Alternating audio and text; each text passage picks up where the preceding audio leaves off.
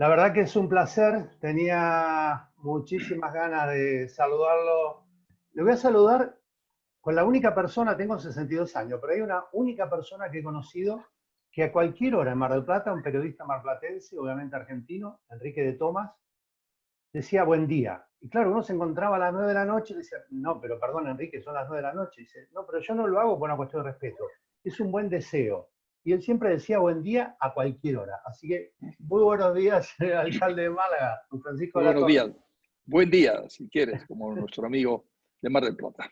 Bueno, encantado de saludarlo. Tenía muchas ganas de charlar un ratito. Sé que la agenda, como siempre, es muy apretada y que además a usted, igual que a mí, nos gustaría estar más cerquita, pero Cierto. es lo que hay, es lo que hay. Y bueno, a mí me gustaría descubrir o conocer algo más, ya no de esta realidad, evidentemente, que conocemos, que quisiéramos desconocer en parte, sino algo de Francisco de la Torre. Por ejemplo, coincidentemente, la primera vez que yo llegué en diciembre del 2002 a Málaga, de Mar del Plata, estuve unos días en una casa en Fernando el Católico, su barrio. Sí.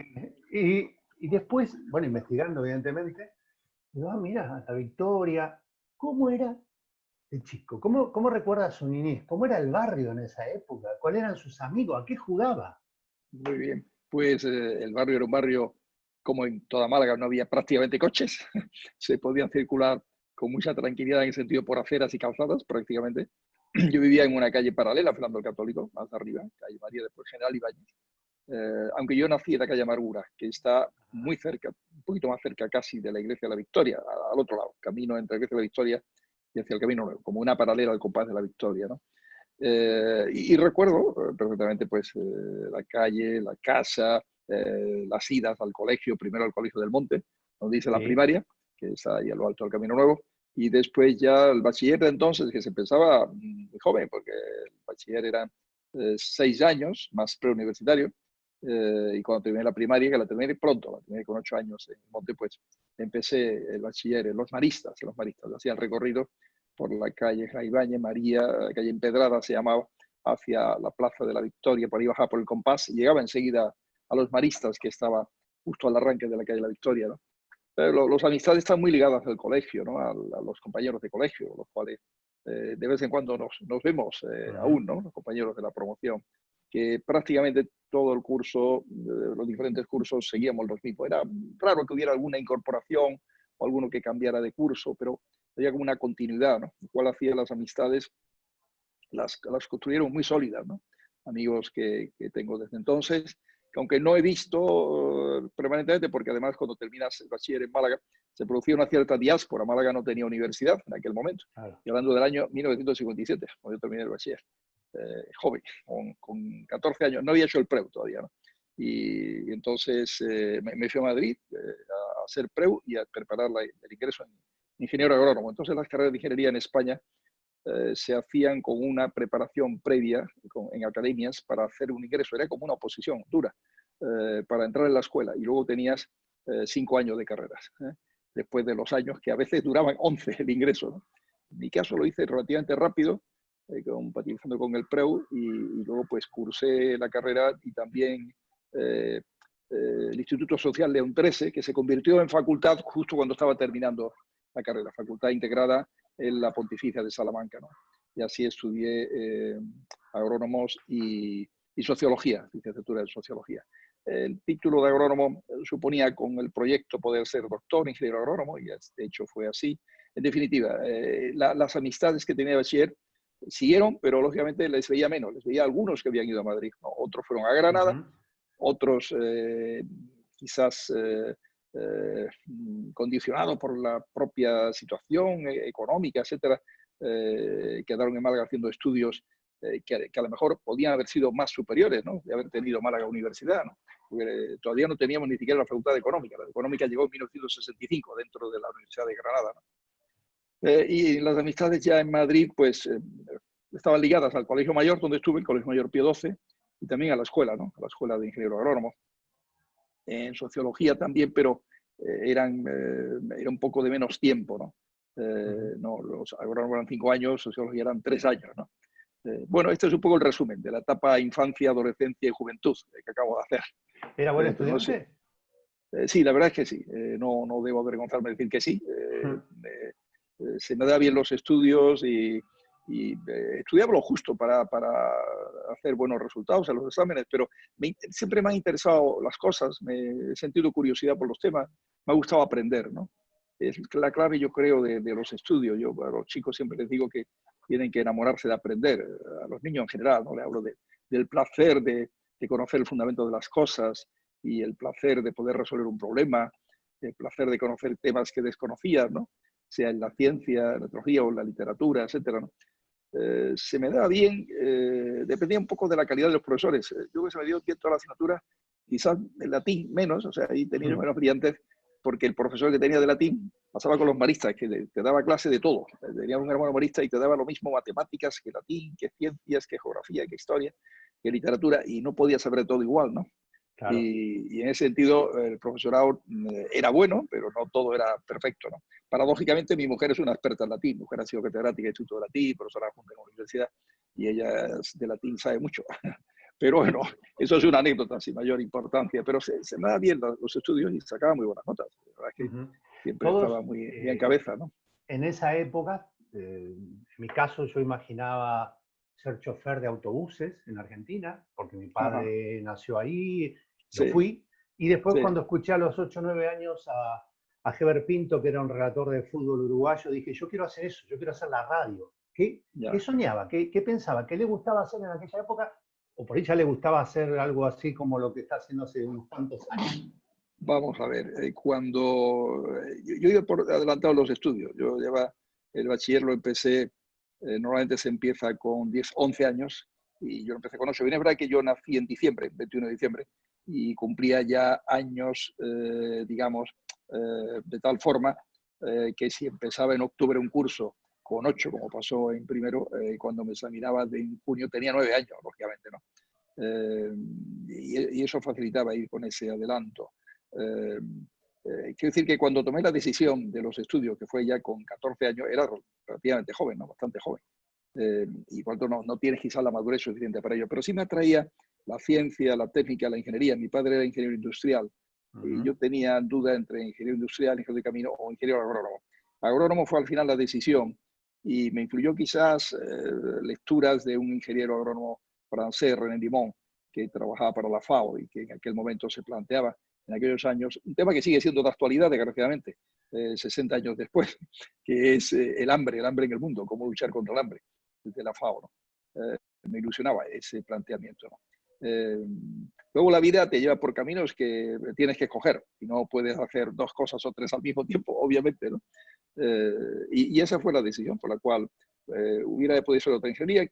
Luego he descubierto que me encanta, siempre me ha encantado mucho la geografía. La estructura económica tiene mucho que ver con la geografía económica.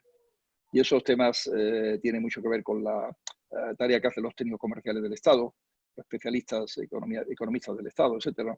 Son carreras muy bonitas, oposiciones muy bonitas, ¿no? Que también me hubiera encantado hacer. Pero también la carrera de la diplomacia es interesante, es bonita, ¿no? Y temas de la abogacía que también son muy interesantes, ¿no? Yo creo que todas las cuestiones, cuando las conoces en profundidad, te apasionan, ¿no? Bueno, ahí estuvo la decisión, ¿no? Soñar cuando eres pequeño, cuando eres niño, pues sueñas muchas cosas, sueñas viajes, sueñas aventuras, sueñas conocer territorio, ¿no? De pequeño, las vacaciones de verano, que eran entonces más largas que ahora, de estudiante, las pasábamos en Benajarafe, una finquita que mi padre, en paz descanse, compró a mi bisabuelo materno, y éramos 8 hermanos, somos 8 hermanos, felizmente, los 8 vivimos, 4 chicos y 4 chicas, y disfrutábamos mucho de aquello, ¿no? Del mar, pero también de recorrer lo que yo llamo la geografía de la Sarquía, ¿no? Benajarafe está entre Málaga y Vélez, más o menos a mitad de camino prácticamente, y el recorrer desde ahí las cuerdas de las montañas que separan los arroyos que van al mar Mediterráneo, ir descubriendo Macharabiaya, Benaque, y descubriendo después pueblos como Almacia y el Borge, y un poco alejándome del mar y entrando hacia adentro, y después más lejos llegar a Comares, a través de Santo Pítar, ¿no? Los de Málaga conocerán bien lo que estoy diciendo, y desde Comares ve la Sarquía entera, ¿no? Ve esta Sarquía con los pueblos que están asentados en las faldas de la Sierra Tegea y la Sierra Níjera, y ves Vélez en el valle del río Vélez, Málaga, ¿no? Y Benamargosa y Benamocarra, etc. Es un espectáculo muy bonito. Ese descubrimiento de la geografía, no con mapas, sino con la realidad física, me ha apasionado siempre, me ha gustado mucho, ¿no? Bueno, Entonces sueñas con estas cosas también. de hecho, se ha especializado en el desarrollo regional también, dentro de tantos Sí, estudios. sí, la verdad es que el estar en Rennes cuando terminé la carrera tuvo que ver con la sugerencia que me hizo un director de Agricultura, extranjero de Agricultura, que quería impulsar en España, se llamaba Ramón Esteruela, quería impulsar en España la creación de centros de desarrollo e investigación agrario. O sea, crear lo que hoy está muy de actualidad, la I+D aplicado a la agricultura y la formación. En aquel momento se hablaba poco de aquello, estoy hablando de los años 65, 66. Y entonces había un gran especialista en Francia, el profesor Malassi, que trabajaba para centros de formación que la OCDE tenía en Montpellier. Básicamente había otro en Zaragoza sobre el tema de mecanización agraria, pero en Montpellier era el más de desarrollo. Y él era profesor en Rennes, en Bretaña, y entonces fui a Rennes a aprender con él todos estos temas, y la verdad es que me quedé muy convencido, cosa que por otra parte después ha habido mucha gente que ha escrito sobre este tema, como la innovación, la investigación, el desarrollo, la innovación, está en la clave del progreso de cualquier territorio, ¿no? Y la formación, la enseñanza. Ese tema lo ves en la vida diaria, en mi experiencia de alcalde, estos 20 años de alcalde, lo he vivido permanentemente, ¿no? Y es una pena que en España no se haya hecho la gran transformación que en materia educativa hay que hacer, ¿no? Desarrollo regional, por otra parte, lo he sentido algo siempre muy interesante para nosotros, la gente del sur de España, porque el sur de España tiene menos desarrollo, menos renta per cápita que el norte, que Cataluña, que Madrid, etcétera, que otras zonas de Europa, ¿no? Y la clave está en la educación. De nuevo, hay estudios de historiadores, especialistas de historia económica, que trabajan para el Banco de España, para el Servicio de Estudio del Banco de España, que ponen de relieve con una gran claridad cómo el nivel de educación que había en el siglo XIX, mitad del XIX, en el centro de Europa, diferente, superior al del sur de Europa, es la clave de la diferencia de desarrollo entre el centro de Europa y el sur de Europa. Ahora, igualmente, lo que había en esa época entre ciertas provincias de España del norte y otras provincias del sur de España, en aquella fecha, mitad del 19, es la clave de las diferencias económicas que tenemos ahora. Y yo me pregunto, sabiendo todo eso, ¿por qué no se pone remedio para que no tengamos dentro de un siglo la misma diferencia entre el centro de Europa y el sur de Europa, entre el norte de España y el sur de España? Eso es una de las cuestiones que más me apasionan y más me motivan para luchar, aunque no sea competencia municipal, el tema de la educación. ¿Le quedaba tiempo para el deporte? Siempre me ha gustado el deporte, siempre me ha gustado caminar, hacer excursiones grandes, esa que he descrito alguna vez con 14 años o 15 años. Nos pegamos mi hermano Alfredo, mayor y yo, un recorrido de 50 y tantos kilómetros un día, y casi sin preparación, y llevando el agua justa y unos cuantos racimitos de uva, que era la energía que nos daba para el camino, ¿no?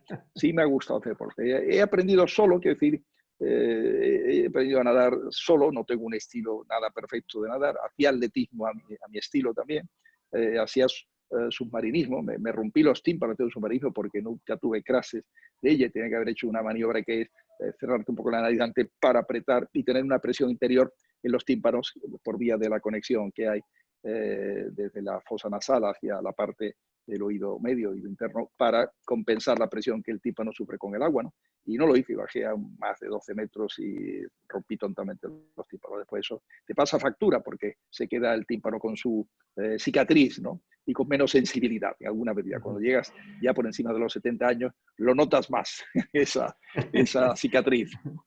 Esa Sí. historia. ¿Cuándo llega el momento, si es que hay uno, quizá había una Sí. sucesión de momentos donde me parece que la política es lo que me apasiona? ¿Hay algo, hay una circunstancia, hay un hecho o una sucesión? ¿Cómo es? Vamos a ver, los estudios que hice de sociología, que era sobre todo, no sobre todo, la base era la doctrina social de la Iglesia, las encíclicas de los papas, que son muy esclarecedoras, final del 19, de tantas injusticias que había en el mundo, y uno se pregunta qué hacían los católicos de entonces, los españoles, por ejemplo, para ir mejorando las condiciones de vida de trabajadores, de los campesinos, en fin, de la gente que era las que sufrían esas diferencias sociales tan fuertes, ¿no? Y en el siglo XX también, ¿no? Si se hubiera actuado en consecuencia la encíclica Rerum Novarum de León XIII o 40º año de Pío XI, pues muchos de los problemas que España tuvo en la guerra civil, en las tensiones sociales que hubo y políticas en mi criterio no hubieran existido, ¿no? influyó bastante, por tanto, las reflexiones en torno al bien común, como gran motivación de la acción pública y de la acción ciudadana en general, ¿no? Que en el León XIII la había con frecuencia, no solamente en la doctrina social de la Iglesia, sino también en asignaturas de ciencia política, en asignaturas de derecho naturales, etc., ¿no? que teníamos. Por otra parte, hubo un momento en mi vida cuando yo después de la carrera y de estar en Francia, me voy justamente a trabajar y impulsar un centro de desarrollo agrario regional en Córdoba, que en el año 67, el año 68, que es la Escuela de Agrónomos en Córdoba. Todo eso se une, ¿no? La investigación y la enseñanza que hay en Córdoba. Yo tengo un periodo de cooperación técnica en el exterior y vuelvo a España en el año 68. En el 69 incorporado de nuevo los temas de Córdoba y de trabajo también en Madrid, pues muere mi padre justamente de una manera relativamente rápida, fue un tema de la operación quirúrgica para abordar un cáncer de colon que se manifestó como tal en mayo del 68, en junio, perdón, del 69, estoy diciendo bien la fecha, mayo del 69, y en junio del 69 es cuando fallece la operación, a los pocos días de la operación quirúrgica. Eso motivó un cambio en mi vida. Me vengo a Málaga porque aún quedaban hermanos estudiando, en bachiller, etcétera, y conecto también con quienes han sido compañeros de mi padre en la creación de la Asociación de Amigos de la Universidad de Málaga, sí, que se creó el año 68, cuando en España hay un momento que se crea la Autónoma de Madrid, la Autónoma de Barcelona y la Universidad de Bilbao. En Málaga hubo una auténtica indignación popular. Era un momento que no había libertad en España, ni democracia en España, ni mucho menos.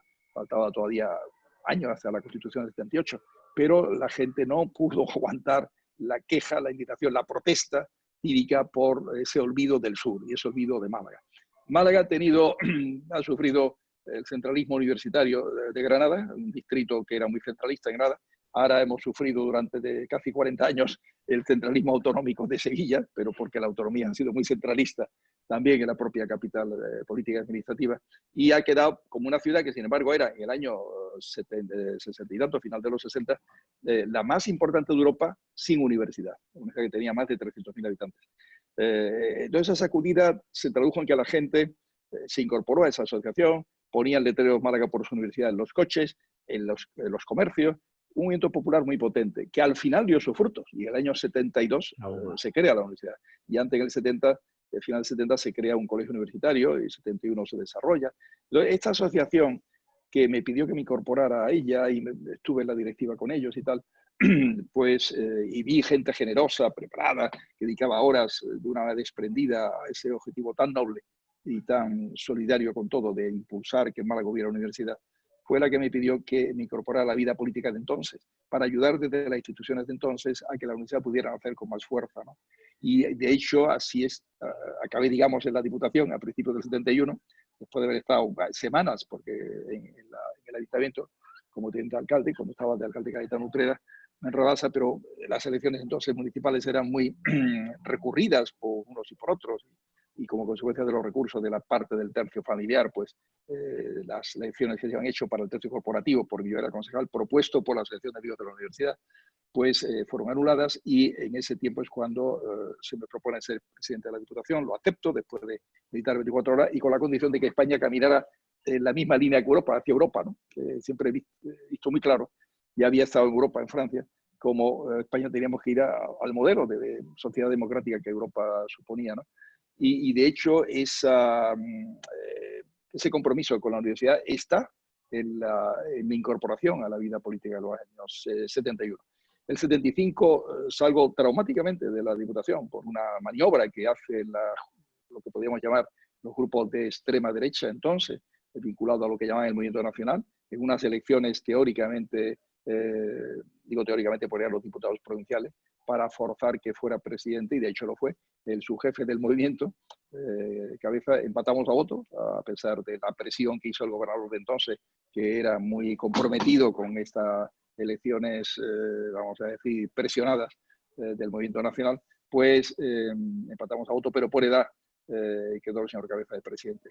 Yo volví a mi trabajo, me incorporé a mi trabajo como agrónomo funcionario, puesto que la carrera por el plan que lo había estudiado antiguo suponía ser funcionario del Ministerio de Agricultura, y muy traumatizado por lo que yo entendí que era fuerza del búnker. Luego no era tanto, pero sí, fuerza del llamado búnker que creía inmovilidad, no movilidad hacia la democracia en España. Y eso me motivó para justamente estar luego en la transición, después de un tiempo de pocos meses que estuve apartado de la acción política para hacer la transición y incorporarme en UCD con el partido que creamos Socialdemócrata Andaluz, integrado en una federación de partidos socialdemócratas que lideraba Francisco Fernández Ordóñez. Esto es un poco la historia mía de vida política, ¿no? Después, la historia de UCD fue corta. En el año 82 terminó la breve y fecunda historia de UCD. Y yo ahí fui también un poco utópico porque me seguí presentando en octubre del 82 por UCD sabiendo que no salía, ¿no? Podía haber pasado al PDP, por el PDP encabezar la lista de AP y PDP, no había aquí liderazgo ninguno en AP ni el PDP.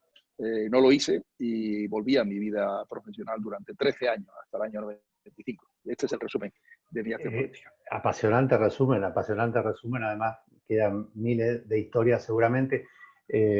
Sobre todo una palabra que ahora es un poco más común, la del consenso, ¿no? En esa época, yo no sé si era más difícil en esa época o ahora, lo del consenso, ¿no? En aquella época yo creo que teníamos muy claro todos que teníamos que meter el hombro para hacer muy bien, como digamos, dar la buena respuesta, la acertada respuesta que España necesitaba para llegar a la democracia de una manera pacífica, no traumática y poder entrar en Europa, como antes decía, ¿no? Había que pasar página de la etapa de carencia de libertades, derechos, democracia en España y ahí supo estar a la altura. Los españoles votaron bien, dieron la mayoría en su momento a UCD, no absoluta, lo cual facilitaba el consenso, porque había que consensuar, evidentemente, pero aunque UCD hubiera sacado mayoría absoluta, se hubiera hecho consenso, estoy seguro, porque era necesario hacerlo, por lo que era entonces oposición, Partido Socialista, ¿no? PSOE, PSP, Partido de Tino Galván, más el Partido Comunista, que tenía una cierta fuerza, firma los partidos nacionalistas. Se hizo un gran esfuerzo de consenso entre todos y salió una constitución magnífica que yo defiendo, convencido de que es lo mejor para España. Y lo que tenemos que hacer es aplicarla bien. Educación, que antes decía, que es un cierto olvido de nuestra democracia, no haber puesto el acento en hacer una reforma educativa como hizo Finlandia, poniendo los mejores recursos humanos en la enseñanza primaria para garantizar que los niños de hoy sean mañana ciudadanos con las máximas posibilidades y las máximas oportunidades. Hemos dado una vuelta breve por su familia, los 8 hermanos, ese viaje que nos ha permitido llevar justamente casi todos los fines de semana voy a Benajarafe y disfruto de alguna de esas vistas que usted nos ha llevado en este breve recorrido. Pero cuéntame de su familia. Evidentemente, tener a alguien para apoyarse, aunque a veces no están de acuerdo con su esposa, porque tiene también su modo de ver y lo expresa muy gráficamente. Con claridad, sí. ¿Cómo la conoce a Rosa? ¿En qué circunstancia la conoce? Pero la conozco en Málaga porque ella, que había estudiado filología latina, expliqué antes que ha sido profesora de latín, hizo oposiciones. Después de estar colaborando en la facultad en Madrid, paralelamente hizo oposiciones a instituto, catedrático de instituto, con una posición de mucho prestigio en aquel momento, y hablando del final de los 60, y sacó número 2 de la oposición. Podía haber elegido Barcelona, Madrid, eligió Málaga porque le gustaba lo que había conocido en Málaga, y estando en Málaga la conocí, porque ella tenía familiares suyos, amistad con una tía mía, una prima de mi madre, y a través de esta prima de mi madre me habló de una chica de Rioja, de donde era también pues, el marido de la prima de mi madre originario, y hubo ocasión de conocerla y ahí surgió en definitiva la amistad y el amor, ¿no? Tenemos 4 hijos, 3 chicos y una chica. El orden son 2 chicos primero, la chica y luego un chico finalmente, ¿no? Cuando hay reunión familiar, ¿de qué se habla? ¿Se habla de política también? Mira, bueno, no está prohibido hablar de política. Se puede hablar de política, tontería más. No, de temas de actualidad y se habla de los nietos, lógicamente, que son muy protagonistas en todas las reuniones familiares. Los nietos se convierten siempre por su espontaneidad, por su simpatía, por su forma de ser, y cómo van evolucionando, cómo van creciendo, en fin, cómo van progresando desde el punto de vista de su forma de expresarse, etcétera. Eso es un descubrimiento maravilloso, ¿no? Y por lo tanto, Eso es uno de los temas de conversación, pero también hay temas de actualidad. Y la actualidad, evidentemente, hay de todo tipo. Hay temas deportivos, pero hay también temas de política, como es natural. Y además de su corazoncito boquerón, obviamente, yo ya lo tengo después de 17 años aquí, claro. Sí. ¿Por dónde va su simpatía con el fútbol? Por qué club? ¿Por qué entidad? El Málaga, de Ya verdad. está. Yo a nivel, digamos, de otros equipos, me siento orgulloso de los equipos españoles que triunfan en el mundo, que hay muchos, ¿no? Fundamentalmente Madrid, Barcelona y Madrid, pero no solo ellos, ¿no? El Atlético de Madrid también, el Atlético de Bilbao a veces, el Valencia también, el Sevilla inclusive, ¿no? Equipos que dan campanadas en Europa y en otros países, ¿no? La verdad es que España es una gran potencia en materia deportiva y, de luego, en el fútbol lo es, ¿no? Y eso es un orgullo para todos. Pero me encantaría sentirme también orgulloso porque fuéramos una potencia en materia educativa. Me permite esta vuelta al tema que hemos comentado antes, ¿no? Que creo que es donde también tenemos que poner acento todo, en preocuparnos de ser no solo los primeros en fútbol, en deporte, sino ser los primeros en calidad educativa, en los informes PISA, y los últimos en fracaso escolar, que es una manera de ser los primeros en educación. A usted que le apasiona desde siempre y ahora, y siempre seguirá así, leer, formarse, esta palabrita que también Sí. estamos escuchando necesariamente, pero lo de formarse, capacitarse, estudiar, en sus ratos libres, si hay ratos libres, yo creo que algún rato libre habrá para escuchar, por ejemplo, va a escuchar música. ¿Qué música elige escuchar? ¿O depende del día, o depende de cómo se siente, o qué le Tengo muy gusta? poco tiempo libre. ¿Eh? Yo paso a dormir de estar trabajando. No hay un Lo momento sé. de relax intermedio. Y me levanto y me pongo a trabajar después de hacer algo de caminata o de natación, según tenga más o menos tiempo en el día, ¿no? Y después no tengo en el día un solo minuto para ello, ¿no? Cuando tuve un pequeño percance de salud este mes de abril y tuve que estar en una cierta fase de más descanso y recuperación en casa, tuve más tiempo, ¿no? Me gusta música clásica esencialmente, ¿no? Y ahí tuve ocasión de oír a Mozart, Beethoven, Schubert, música relajante, lo que me apetecía entonces oír en aquel momento, ¿no? Pero la música buena no tiene por qué solo la clásica, ¿no? La hay también de todas las épocas, ¿no? Igual que el arte, lo hay de hace unos siglos y lo hay arte magnífico contemporáneo, igual que la arquitectura, ¿no? Evidentemente. Lo que es bello en su momento conserva la belleza y se suma a la belleza de lo actual, ¿no? Además de agradecer una vez más este tiempo y bueno, a Jesús Espino que ha sido el enlace, porque sabía que Sí. yo tenía muchísimas ganas hace mucho tiempo de hablar con el alcalde, sobre todo estos temas que por ahí no son el día a día, porque para hablar del día a día de circunstancias están otros medios y otro tipo de programas, pero quería que usted me cuente, por lo menos brevemente, uno de los que seguramente habrá sido sus días más terribles.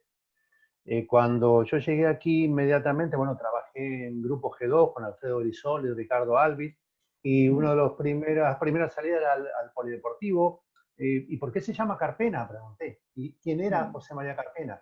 Imagino que el asesinato de Carpena habrá sido uno de los días más difíciles personal y en su tarea. Sí, fue muy duro el asesinato de José María Martín Carpena el 15 de julio del año 2000 y cuando también el mismo comando asesinó a mi cuñado Luis Portero, pasó con mi hermana María Rosario. Luis Portero era fiscal superior de Andalucía, trabajaba en Granada y vivía allí, y el 10 de octubre de ese mismo año, ese mismo comando lo asesinaron, ¿no? Fueron dos momentos muy duros, muy terribles, son de impacto brutal, de indignación, de dolor auténtico y de esfuerzo de superación.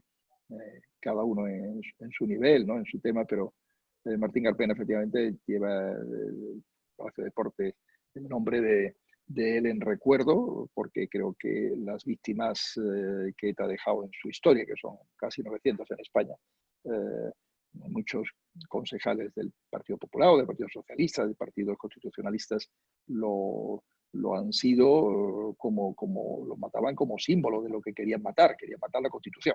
Esa es la verdad, esa es la palabra, ¿no?